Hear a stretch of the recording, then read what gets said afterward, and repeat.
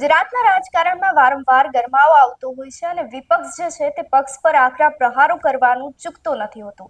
ત્યારે ફરી એકવાર આમ આદમી પાર્ટી દ્વારા જે છે તે ગુજરાતની અંદર નકલી દૂધનું ટેન્કર પકડી પાડવામાં આવ્યું છે। આપણે જોયું છે કે વારંવાર જે છે તે આમ આદમી પાર્ટી દ્વારા નકલી ચીજવસ્તુઓ નકલી બનાવટનો પર્દાફાશ કરવામાં આવતો હોય છે। ત્યારે આજે ફરી એકવાર નકલી દૂધના ટેન્કરનો પર્દાફાશ કરવામાં આવ્યો છે, જેને લઈ વિગતવાર ચર્ચા કરીએ। નમસ્કાર, આપ જોઈ રહ્યા છો ન્યૂ ભારત ન્યૂઝ અને હું છું આપની સાથે વલ્લરી વ્યાસ।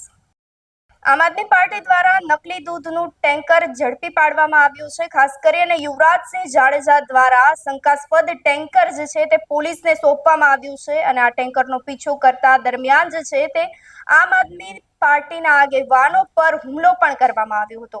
કાર પર પથ્થરમારો કરવામાં આવ્યો હતો। આ સાથે જ સ્ટીલ રોડથી માર પણ મારવામાં આવ્યો હતો। નકલી દૂધમાં યુરિયા, પામ ઓઇલ અને શેમ્પુ હોવાના પણ જે છે તે આમ આદમી પાર્ટી દ્વારા આક્ષેપો લગાવવામાં આવ્યા છે। તો આમ આદમી પાર્ટીના આગેવાનો પર જે છે તે આ ટેન્કરના માલિક દ્વારા હુમલો પણ કરવામાં આવ્યો હતો। હનુમાન ખીજડીયાથી રાજ્યભરમાં આ દૂધ સપ્લાય થતું હોવાનો દાવો કરવામાં આવી રહ્યો છે। દૂધ કોના નામે અને કોનો ટ્રક હતો તેની પણ હાલ જે છે તે તપાસ હાથ ધરવામાં આવી છે। પરંતુ સરકારી ડેરીઓની ભૂમિકા પર જે છે તે હવે એક ગંભીર સવાલો ઉઠી રહ્યા છે।